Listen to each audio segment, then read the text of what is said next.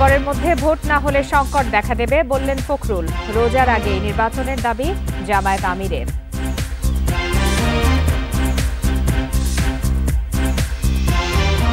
December থেকে জুনের মধ্যে নির্বাচন বললেন আইন উপদেষ্টা। জুলাইয়ের মধ্যে নির্বাচনের রোডম্যাপ ঘোষণা করবে ইসি।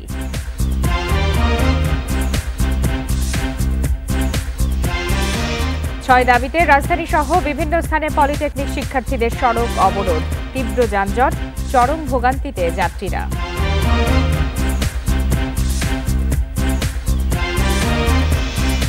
রাজধানী সহ বিভিন্ন জেলায় বৃষ্টির পর জলাবদ্ধতা, যানজটে ভোগান্তিতে মানুষ। বজ্রপাতে ৩ জেলায় ৬ জনের মৃত্যু।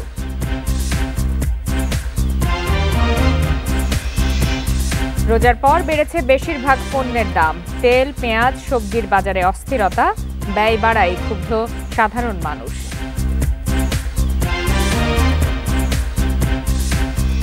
বান্ডেল থাকলে প্রতি সেনমানিতে টাকা বাঁচবে। বিকাশ সেনমানি বান্ডেল কিনে জিতুন প্রতি লেনদেনে।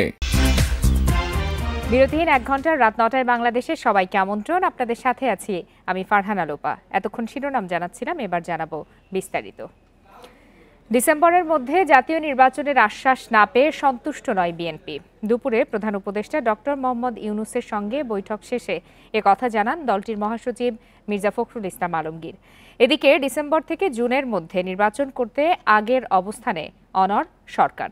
এ নিয়ে বিএনপির সঙ্গে দূরত্ব তৈরি হয়নি বলে জানান আইন উপদেষ্টা আসিফ নজরুল। প্রধান উপদেষ্টার সঙ্গে বৈঠক করতে দুপুর 12টায় রাষ্ট্রীয় অতিথি ভবন যমুনায় আসেন বিএনপির স্থায়ী কমিটির 7 নেতা। প্রধান উপদেষ্টার সঙ্গে তাদের বৈঠক হয় প্রায় 2 ঘন্টা। বৈঠকে প্রধান উপদেষ্টার কাছে জাতীয় নির্বাচনের সুনির্দিষ্ট রোডম্যাপ চান বিএনপি নেতারা। প্রধান উপদেষ্টা মহোদয় তিনি তার সুনির্দিষ্ট কোনো ডেডলাইন আমাদের দেননি।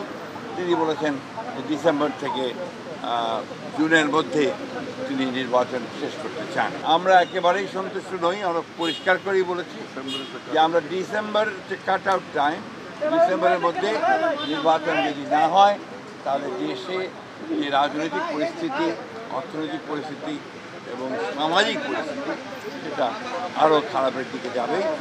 এছাড়া নির্বাচন নিয়ে বিভ্রান্তি দূর করতে সরকারের মনোভাব কি, বর্তমান রাজনৈতিক পরিস্থিতি সহ নানা বিষয়ে কথা বলেন বিএনপি নেতারা। একটি লিখিত বক্তব্য প্রধান উপদেষ্টার কাছে দেয়া হয়।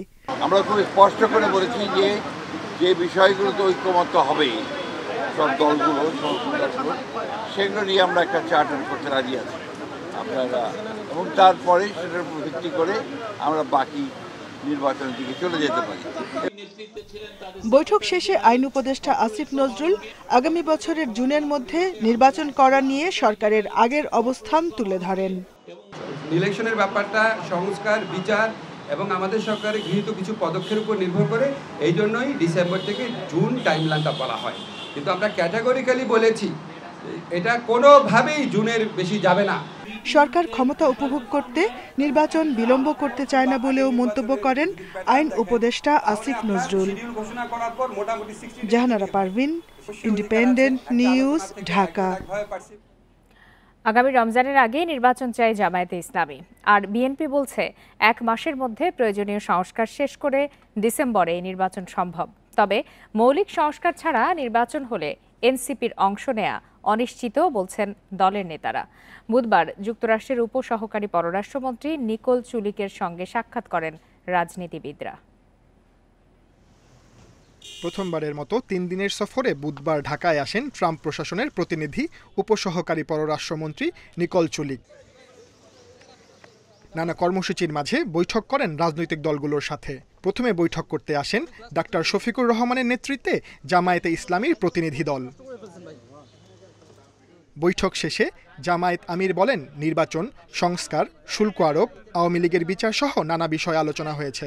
আমাদের ভিউ হচ্ছে যে এটা রমজানের আগেই শেষ হয়ে যাওয়া দরকার। ওই জুন পর্যন্ত অপেক্ষা করলে তখন বর্ষা, ঝড়, ঝাপটা, বিভিন্ন ধরনের প্রাকৃতিক দুর্যোগ আসবে, তখন আবার ইলেকশনটা অনিশ্চিত হয়ে যাওয়ার আশঙ্কা দেখা দিবে। আমরা এই জন্য চাচ্ছি ওই আশঙ্কার আগেই, রমজানের আগে যাতে এটা হয়ে যায়। এরপর বৈঠক করেন জাতীয় নাগরিক পার্টির প্রতিনিধি দল। বৈঠক শেষে দলটির পক্ষ থেকে বলা হয়, যুক্তরাষ্ট্রের প্রতিনিধির সাথে বিভিন্ন প্রেক্ষাপট নিয়ে আলোচনা হয়েছে। জানানো হয়েছে সংস্কার ছাড়া নির্বাচন সম্ভব নয়, আর মাঠ প্রশাসনও নিরপেক্ষ নয়। মৌলিক সংস্কার, রাষ্ট্রের গুণগত পরিবর্তনের জন্য আমরা কাজ করছি এবং কোনো ধরনের পরিবর্তন ছাড়া নির্বাচনের দিকে গেলে সেই নির্বাচনটি গ্রহণযোগ্য হবে না। সেই নির্বাচনে জাতীয় নাগরিক পার্টি অংশগ্রহণ করবে কিনা সেটাও বিবেচনাধীন থাকবে। সবশেষে বৈঠকে বসে বিএনপির সিনিয়র নেতারা। বৈঠক শেষে বিএনপির পক্ষ থেকে জানানো হয়, ডিসেম্বরের মধ্যেই নির্বাচন দেয়া সম্ভব, সেটাই জানানো হয়েছে।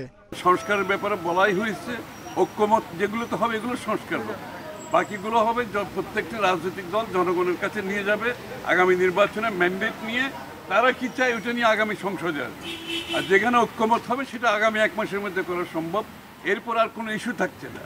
নির্বাচন কমিশন প্রস্তুত, তারা বলে দিয়েছে, আর কোনো ইস্যু নাই। সুতরাং ডিসেম্বরের আগেও নির্বাচন হতে পারে। যুক্তরাষ্ট্রের প্রতিনিধি দলের এই সফরে মূলত বাংলাদেশের সংস্কার ও গণতান্ত্রিক উত্তরণ, ট্রাম্পের বর্ধিত শুল্ক আরোপ, রোহিঙ্গা সংকটে সহায়তা, মিয়ানমারের পরিস্থিতি সহ নানা বিষয় আলোচনা হবে। Sajjad Hossain, independent News, Dhaka. অন্তর্বর্তী সরকারের ঘোষিত সময়সীমা সামনে রেখে নির্বাচন কমিশনের ভোটের প্রস্তুতি চলমান বলে জানিয়েছেন কমিশনার মোহাম্মদ আনোয়ারুল ইসলাম সরকার। জুলাইয়ের মধ্যে ত্রয়োদশ জাতীয় সংসদ নির্বাচনের রোডম্যাপ ঘোষণা করা হবে বলেও জানান তিনি। বুধবার নির্বাচন ভবনে সাংবাদিকদের প্রশ্নের জবাবে এই তথ্য জানান কমিশনার মোহাম্মদ আনোয়ারুল ইসলাম। কবে হবে ত্রয়োদশ জাতীয় সংসদ নির্বাচন, এই নিয়ে রাজনৈতিক অঙ্গনে চলছে তুমুল আলোচনা। এদিকে ডিসেম্বরকে টার্গেট করে ভোটের জোর প্রস্তুতি নিচ্ছে কমিশন।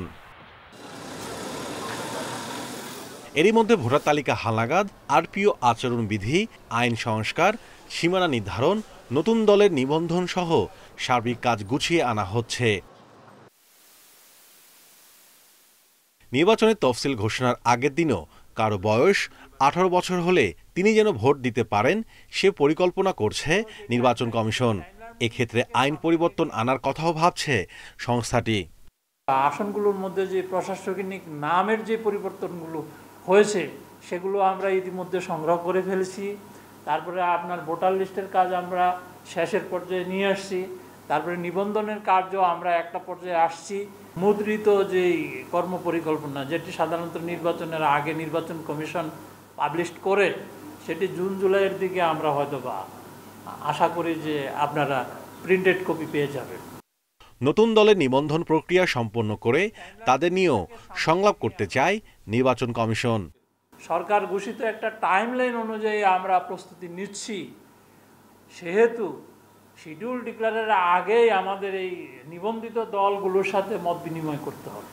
নতুন যারা নিবন্ধন পাবেন তারাও যাতে নির্বাচন কমিশনের সাথে এই আমাদের মত বিনিময় সভায় অংশগ্রহণ করতে পারে। বর্তমানে যে আইন শৃঙ্খলা পরিস্থিতি তার আরও উন্নতি হবে বলে জানান নির্বাচন কমিশনার আনোয়ারুল ইসলাম সরকার। Mahmudul Hasan, Independent News, Dhaka.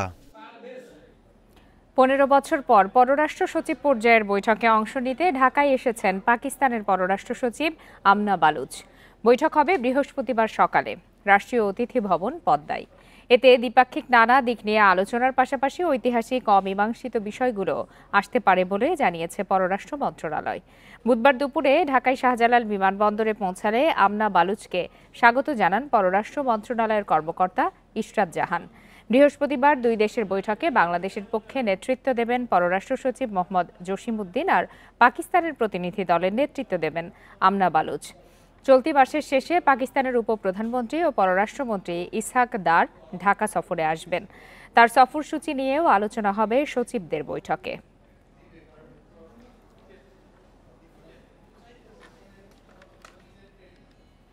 কাল সকাল থেকে সারা দেশে রেলপথ অবরোধের ঘোষণা দিয়েছে পলিটেকনিক শিক্ষার্থীরা। বুধবার সন্ধ্যায় রাজধানীর 7 রাস্তা মোড়ে সড়ক অবরোধ প্রত্যাহার করে তারা। 6 দফা দাবিতে সকাল 10:30 থেকে শুরু করে প্রায় 8 ঘন্টার অবরোধে আশপাশের এলাকায় তৈরি হয় তীব্র যানজট। এর প্রভাব পড়ে অনেক এলাকায়। তেজগাঁয়ের 7 রাস্তা মোড়ে অবস্থান নেয় পলিটেকনিক্যাল ইনস্টিটিউটের শিক্ষার্থীরা। দাবি আদায়ে বিভিন্ন স্লোগান দিতে থাকে। ল্যাব সহকারীকে জুনিয়র ইনস্ট্রাক্টরের পদোন্নতি বাতিল, ডিপ্লোমা ইঞ্জিনিয়ারদের 10ম গ্রেডে নিয়োগ ও কারিগরি সেক্টরে টেকনিক্যাল জনবল নিয়োগের দাবিসহ 6 দফা দাবি শিক্ষার্থীদের। আজকে যে সকল সন্ত্রাসীরা ছাত্রলীগের ন্যায় আমাদের উপর হামলা করেছে ক্যাম্পাসে, তাদের স্থায়ী বহিষ্কার না করা হলে একটা শিক্ষার্থী এখান থেকে যাবে না। যে ছাত্র জনতা সবাইকে তারা আঘাত করছে, এর জন্য আমি এটা সুষ্ঠু বিচার চাই এবং প্রশাসন যদি এর বিচার না করতে পারে তার ছাত্র এর থেকে বড় কর্মসূচি দিবে। কারিগরি একটি বিভাগের অন্তর্ভুক্ত না করে কারিগরি উচ্চ শিক্ষা মন্ত্রণালয় প্রতিষ্ঠা করা হোক, যেখানে কারিগরি শিক্ষায় শিক্ষিত জনবলরা থাকবে, কারিগরি শিক্ষার গুরুত্ব বুঝবে। দীর্ঘ সময় আন্দোলন চলায় তীব্র যানজট দেখা দেয় তেজগাঁ সহ আশেপাশের এলাকায়। এ সময় ক্ষোভ ঝাড়েন এই পথের যাত্রীরা। পথচারীদের সঙ্গে বাকবিতণ্ডায় জড়ায় শিক্ষার্থীরা। বাধ্য হয়ে দূরের পথেও হাঁটতে হয়েছে মানুষকে। তারা বলেন, দাবি যৌক্তিক হলেও সড়কে আন্দোলন না করে খোলা মাঠে করা উচিত। কোনো জিনিসটা বলতে চাইতে দেন না, আমরা যাবো কেমন, বড় গাড়ি এবার 2 ঘন্টা 2.5 ঘন্টা হয়ে গেছে, এখানে বসে আছি আমরা, যাওয়ার কোনো প্রসেস নাই। বৃষ্টির ভিতরে রাস্তা হাইটে গাড়ি নামে হাইটে বাসায় যাচ্ছি, বাসা সেই নারায়ণগঞ্জ, তো ভোগান্তি তো অবশ্যই, কষ্ট তো অবশ্যই হচ্ছে। কিছু হলে রাস্তা বন্ধ, ভাই আমরা তো সাধারণ মানুষ, আমাদের কোনো কিছু আসলে কেউ দেখে না, সবাই স্বার্থ নিয়ে আসবে। এর আগে একাধিকবার আন্দোলন করলেও সমাধান না আসায় আবারও এমন কর্মসূচি। দাবি আদায় না হওয়া পর্যন্ত রাজপথে থাকার হুঁশিয়ারি দেয় শিক্ষার্থীরা। বন ইবনে কামাল, ইন্ডিপেন্ডেন্ট নিউজ, ঢাকা। কয়েকদিনের গরমের পর রাজধানী সহ বিভিন্ন স্থানে বৃষ্টি হয়েছে, সাথে বজ্রপাত আর দমকা বাতাসও ছিল। তবে কয়েক ঘন্টার বৃষ্টিতে অনেক জায়গায় দুর্ভোগ সৃষ্টি হয়। বৃষ্টিতে রাজধানীর বিভিন্ন এলাকার রাস্তায় পানি জমে যায়, এতে ভোগান্তিতে পড়েন অফিস ফেরত মানুষ। আবহাওয়া অধিদপ্তর জানিয়েছে, বুধবার ঢাকায় বৃষ্টি হয়েছে 31 মিলিমিটার। দক্ষিণ বঙ্গোপসাগরে একটি স্বাভাবিক লঘুচাপের প্রভাবে এই বৃষ্টিপাত। শুক্রবার সন্ধ্যা পর্যন্ত দেশের সব বিভাগে দমকা হাওয়া সহ বৃষ্টি কিংবা বজ্রসহ বৃষ্টির পূর্বাভাস রয়েছে। এরপর আবারও বাড়তে পারে তাপমাত্রা।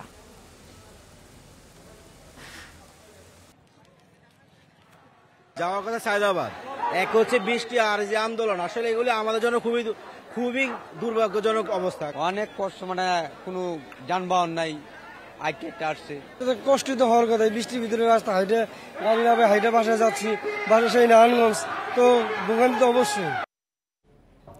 বজ্রপাতে 3 জেলায় অন্তত 6 জনের মৃত্যু হয়েছে। তাদের মধ্যে হবিগঞ্জে আলাদা 2টি জায়গায় বজ্রপাতে 3 জন মারা যান। স্থানীয়রা জানান, দুপুরে আজমিরিগঞ্জ উপজেলার শিবপাশা হাওরে ধান কাটছিলেন কৃষকরা।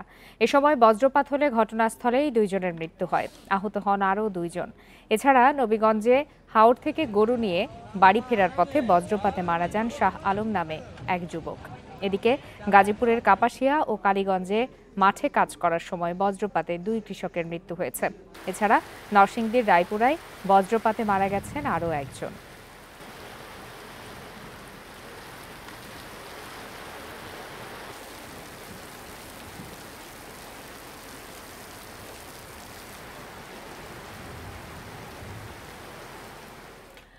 দুর্নীতি মামলার আসামি টিউলিপ সিদ্দিককে দেশে ফেরাতে আদালতের নির্দেশনা মেনে আন্তর্জাতিক সংস্থাগুলোর সহযোগিতা চাইবে দুদক। বিকালে একথা বলেন দুদকের মহাপরিচালক আখতার হোসেন। তিনি আরও জানান, শুধু আদালতে উপস্থিত হয়েই প্লট জালিয়াতির বিষয়ে আত্মপক্ষ সমর্থনে বক্তব্য দিতে পারেন শেখ হাসিনা ও শেখ রেহানা। অভিযোগ রয়েছে, ব্রিটেনের এমপি হয়েও আওয়ামী লীগের ক্ষমতায় গুলশানে ইস্টার্ন হাউজিংকে একটি প্লট অনুমোদন করে দেন টিউলিপ। একইভাবে 2022 সালে পূর্বাচলে শেখ রেহানা ও ভাই বোনের নামে 10 কাঠা করে রাজুকের প্লট বরাদ্দ পেতে প্রভাব খাটান টিউলিপ। এ ঘটনায় সম্প্রতি আদালতে চার্জশিট দাখিল করেছে দুদক। এর প্রেক্ষিতে টিউলিপের বিরুদ্ধে গ্রেপ্তারি পরোয়ানা জারি করে আদালত। আগামী 27 এপ্রিল আদালতে হাজির হওয়ার দিন নির্ধারিত রয়েছে। তিনি যদি নির্ধারিত তারিখে বিজ্ঞ আদালতে যদি হাজির না হন, তাহলে কিন্তু ফৌজদারি কার্যবিধি আইন এবং ক্রিমিনাল ল অ্যামেন্ডমেন্ট অ্যাক্ট 1958 সুনির্দিষ্টভাবে বলা আছে কি করণীয়। বিজ্ঞ আদালত যেভাবে আমাদেরকে নির্দেশনা দিবেন, সেভাবেই প্রয়োজনীয় আইনানুগ ব্যবস্থা নেওয়া হবে। মানবেন্দ্র ঘোষের বাড়িতে আগুন দেওয়ার ঘটনায় 3 সদস্যের কমিটি গঠন করা হয়েছে। এদের 3 দিনের মধ্যে প্রতিবেদন দিতে হবে। এরই মধ্যে 3 আসামিকেও গ্রেপ্তার করেছে পুলিশ। মঙ্গলবার রাতে মানবেন্দ্র ঘোষের মানিকগঞ্জের বাড়িতে আগুন দেয় দুর্বৃত্তরা। পহেলা বৈশাখের শোভাযাত্রায় মোটিফ নির্মাণ দলের শিল্পী মানবেন্দ্র ঘোষ। মঙ্গলবার রাতে মানিকগঞ্জের চিত্রশিল্পী মানবেন্দ্র ঘোষের বাড়িতে আগুন দেয় দুর্বৃত্তরা। আগুনে পুড়ে যায় একটি টিনশেড পাকা ঘর, আসবাবপত্র, অন্যান্য মালামাল এবং একটি মোটরসাইকেল। তবে কেউ হতাহত হয়নি। ভুক্তভোগীদের ধারণা, পহেলা বৈশাখে চারুকলার আনন্দ শোভাযাত্রায় স্বৈরাচারের মোটিভ বানানোর দায়ে ঘরে আগুন দেওয়া হয়। এদিকে মানবেন্দ্র ঘোষের দাবি, তিনি শুধু বাঘের মোটিভ তৈরি করেছেন, পতিত স্বৈরাচার বা অন্য কোনো মোটিভ নয়। এ বিষয়ে নিরাপত্তাহীনতার শঙ্কায় সরকারের পদক্ষেপ চান তিনি।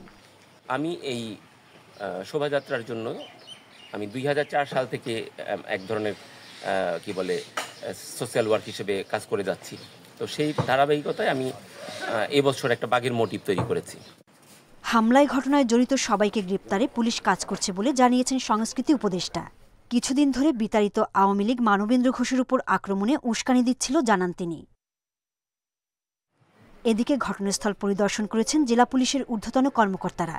অগ্নিসংযোগে জড়িতদের বিরুদ্ধে দ্রুত ব্যবস্থা নেওয়ার কথা জানানো হয়। আমাদের চৌকস যতগুলো টিম সদস্য সবাইকে নিয়ে আমরা টিম গঠন করে টিম ওয়াইজ কাজ করছি। আমরা শনাক্ত করব খুব দ্রুত আশা করি, এবং শনাক্ত করে তাদেরকে আমরা গ্রেফতার করবো এবং আইনের আওতায় নিয়ে আসবো। তদন্ত সাপেক্ষে বের হয়ে আসবে কারা এর জন্য দায়ী এবং এই অগ্নিকাণ্ডের জন্য কী প্রক্রিয়া অবলম্বন করা হয়েছিল। এইগুলো বের হয়ে আসলে আমাদের পরবর্তী প্রক্রিয়া গ্রহণ করা সহজ হবে। সম্প্রতি মানবেন্দ্র ঘোষের ফোন নম্বর, নাম, ঠিকানা প্রকাশ করে তার উপর হামলার উস্কানি দেন আওয়ামী লীগ সমর্থক হিসেবে পরিচিত নিঝুম মজুমদার। Independent news. দেশের চলমান পরিস্থিতিতে সমমনা ইসলামী দলগুলোর বৈঠক অনুষ্ঠিত হয়েছে। বুধবার বিকাল 4টায় পুরানা পল্টনে খেলাফত মজলিসের কেন্দ্রীয় কার্যালয়ে এই বৈঠক অনুষ্ঠিত হয়। এতে 9 দফা প্রস্তাবনা গৃহীত হয়। প্রধান দফাগুলো হলো: সংবিধানের মূলনীতিতে মহান আল্লাহর ওপর পূর্ণ আস্থা ও বিশ্বাস পুনঃস্থাপন করতে হবে। সংস্কার কমিশনের প্রস্তাবিত বহুত্ববাদ সংবিধানে সংযুক্ত করা যাবে না। গাজায় ইসরায়েলি গণহত্যা বন্ধে জাতিসংঘ সহ বিশ্ব সম্প্রদায়কে কার্যকর পদক্ষেপ নিতে হবে। প্রয়োজনীয় সংস্কার শেষে 2025 সালের মধ্যে জাতীয় নির্বাচনের ব্যবস্থা করতে হবে। অনুষ্ঠানে সভাপতিত্ব করেন খেলাফত মজলিসের আমির মাওলানা আব্দুল বাসিত আজাদ। উপস্থিত ছিলেন মাওলানা মামুনুল হক, মাওলানা আব্দুর রব ইউসুফি সহ অনেকে। রমজান মাসে বেশিরভাগ পণ্যের দাম স্বাভাবিক থাকলেও এখন তা বাড়তে শুরু করেছে। গেল 3 দিনের ব্যবধানে পেঁয়াজের দাম বেড়েছে প্রায় 10 টাকা, আর সয়াবিন তেলের দাম লিটারে বেড়েছে 14 টাকা। এছাড়া বাজারে রয়েছে ভোজ্য তেলের সংকট। সবজির বাজারও চড়া। বিক্রেতারা বলছেন, সবজির সরবরাহ কম, তাই দাম বাড়ছে।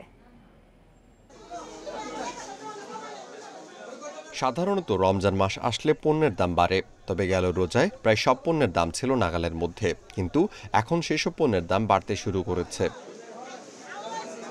রাজধানীর বাজারগুলোতে ঘুরে দেখা গেছে প্রতি কেজি পটল বিক্রি হচ্ছে 80 টাকায়, করলা 80 থেকে 100 এবং বেগুন মানভেদে 80 থেকে 120 টাকা প্রতি কেজি বিক্রি হচ্ছে। তবে সবজির মধ্যে কাঁকরোলের দাম সবচেয়ে বেশি, প্রতি কেজি 140 টাকা। রোজার সময় এসব সবজির দাম 10 থেকে 20 টাকা কম ছিল। রমজানে পেঁয়াজের দাম প্রতি কেজি ছিল 30 থেকে 40 টাকা। কয়েকদিনেই সেই পেঁয়াজের দাম প্রতি কেজিতে 10 টাকা বেড়ে বিক্রি হচ্ছে 50 থেকে 55 টাকায়। মঙ্গলবার সয়াবিন তেলের দামও প্রতি লিটারে বাড়ানো হয়েছে 14 টাকা। এছাড়া দোকানিরা অর্ডার দিয়েও কোম্পানিগুলোর কাছ থেকে পাচ্ছে না পর্যাপ্ত তেল। রমজানের পরে এখন সবজির দাম কিছুটা আইটেম এখন বর্তমানে বাড়ছে, যেমন কি আমরা কাঁকরোল নতুন আইটেম, বা করলা, ভেন্ডি, পটল, এগুলো নতুন আইটেম, কিন্তু এখনো পুরোপুরি আমদানি হয় নাই। মার্কেটে আরো আমদানি বেশি হবে, দাম একটু কমে যাবে। অসাধু ব্যবসায়ীদের, আমাদের মতো ছোটখাটো ব্যবসায়িকরা তো আমরা তেল পাচ্ছি না। এই যে পরশুদিন অর্ডার নিছে, এখনো তেল পাই না, গেছে গেলকে অর্ডার নিছে, এখনো পাই না, দোকান খালি। পণ্যের দাম বাড়তে শুরু করায় জীবনযাত্রার ব্যয় বেড়ে গেছে বলে ক্ষোভ প্রকাশ করছেন ক্রেতারা। হুট করে সরকার দাম বাড়াইছে, বিগত দিনে তো আরো দাম বেশি ছিল, কমছে তারপরে বাড়ছে, আবার সবজির দাম বাড়তির দিকে। তো আমি মনে করি যে বাংলাদেশ সরকার বর্তমানে আরেকটু এদিকে নজর দেওয়া দরকার। আমার মনে হয় যেন সে আগের মতোই সিন্ডিকেটের দিকে যাচ্ছে। ভোগান্তি কমাতে হলে বাজারে মনিটরিং বাড়ানোর তাগিদ ভোক্তাদের। এছাড়া পণ্য পরিবহন খরচ কমাতে সঠিক সিদ্ধান্ত নেয়ার কথাও জানান তারা। Amirul Islam, independent News, Dhaka. শুল্ক নিয়ে সংকট নিরসনে আগামী সপ্তাহে অর্থ উপদেষ্টার নেতৃত্বে একটি প্রতিনিধি দল যুক্তরাষ্ট্রে যাচ্ছে বলে জানিয়েছেন বাণিজ্য উপদেষ্টা। এদিকে ভারতের ট্রান্সশিপমেন্ট বাতিলে বাংলাদেশের ২,০০০ কোটি টাকার খরচ বৃদ্ধির আশঙ্কা থাকলেও বিমানের কার্গো পরিবহন ব্যবস্থার মাধ্যমে সমস্যা সমাধানের চেষ্টা চলছে বলে জানান তিনি। সচিবালয়ে এক মত বিনিময় সভায় তিনি একথা জানান। ৩ মাসের জন্য স্থগিত হয়েছে যুক্তরাষ্ট্রের অতিরিক্ত ৩৭% শুল্ক আরোপ। তবে ভারতের ট্রান্সশিপমেন্ট বাতিলের প্রভাব পড়েছে পোশাক ও চামড়া খাতে। ঈদের পর ভোজ্য তেল, চাল সহ অনেক নিত্যপণ্যের দাম বেড়েছে। এ নিয়ে সচিবালয়ে বাণিজ্য উপদেষ্টা শেখ বশিরউদ্দিন সাংবাদিকদের সঙ্গে মতবিনিময় করেন। উপদেষ্টা বলেন, অর্থনীতিতে সরকার ইনসাফ প্রতিষ্ঠার চেষ্টা করছে। ঋণ করে পরিচালনা পদ্ধতি থেকে বের হয়ে নিজের পায়ে দাঁড়ানোর চেষ্টা করছে সরকার। ৫ আগস্টের পর অন্তত ৫০,০০০ কোটি টাকার বৈদেশিক দায় পরিশোধ করেছে সরকার। ৫০,০০০ কোটি টাকার উপরে রাষ্ট্রীয় দায় অলরেডি আমাদের বৈদেশিক দায় আমরা পরিশোধ করেছি এবং আপনারা দেখেছেন যে আমাদের ক্রমান্বয়ে মূল্যস্ফীতি নামছে। উপদেষ্টা জানান, শুল্ক আরোপ ৩ মাসের জন্য স্থগিত হওয়ার সুযোগ কাজে লাগানোর চেষ্টা করছে সরকার। চাদরের মতো সারা বিশ্বেই আরোপ করা হয়েছে, অতএব আমরা এটা নিয়ে মোটেও চিন্তিত না। স্পেশালি গার্মেন্টস ইন্ডাস্ট্রি ওনারা কনফিডেন্ট যে এটা ওনাদেরকে কোনো ধরনেরই কোনো ইম্প্যাক্ট করবে না। বাণিজ্য উপদেষ্টা জানান, ভারতের ট্রান্সশিপমেন্ট সুবিধা বাতিলের পর সরকার এখন দেশটির চেয়ে কম খরচে বিমানে কার্গো পরিবহন ব্যবস্থার মাধ্যমে সংকট সমাধানের চেষ্টা করছে। বাজারের মূল্য একটা স্টেবিলিটি আনার চেষ্টা করেছি। একই কাজ আমরা বিমানের কার্গোর ক্ষেত্রেও করব এবং আশা করি আমাদের এই ২,০০০ কোটি টাকার খরচ আর ২,০০০ কোটি টাকা থাকবে না। বাজারে দাম বেড়ে যাওয়া প্রসঙ্গে উপদেষ্টা বলেন, মূল্যস্ফীতি কমছে, কিছু জিনিসপত্রের দাম বাড়লেও তা জনজীবনে খুব বেশি প্রভাব ফেলবে না। মেহেদী হাসান, ইন্ডিপেন্ডেন্ট নিউজ।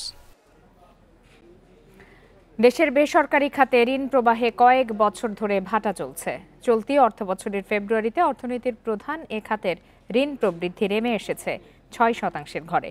ফেব্রুয়ারি শেষে বেসরকারি খাতে ঋণ প্রবৃদ্ধি হয়েছে ৬.৮২%। চলতি অর্থবছরের ঘোষিত মুদ্রানীতিতে ৯.৮% প্রবৃদ্ধির লক্ষ্য নির্ধারণ করা হয়। জানুয়ারিতেও বেসরকারি খাতে ঋণ প্রবৃদ্ধি ছিল ৭.১৫%। বাংলাদেশ ব্যাংকের তথ্য অনুযায়ী ফেব্রুয়ারিতে বেসরকারি খাতের ঋণ প্রবৃদ্ধির হার ২১ বছরের মধ্যে সর্বনিম্ন। সবশেষ ২০০৪ সালের ফেব্রুয়ারিতে এ খাতে ঋণ প্রবৃদ্ধি ৬.৮২%-এর নিচে নেমেছিল। বেসরকারি খাতে নতুন বিনিয়োগ নেই বললেই চলে। আবার ব্যাংক খাত থেকে ভুয়া কোম্পানি তৈরি করে অর্থ লোপাটও বন্ধ হওয়ায় বেসরকারি খাতে ঋণ প্রবৃদ্ধি এত কমেছে। আর এই ছিল আজকের বিরতিহীন রাত ৯টায় বাংলাদেশের সাথে থাকার জন্য ধন্যবাদ সবাই।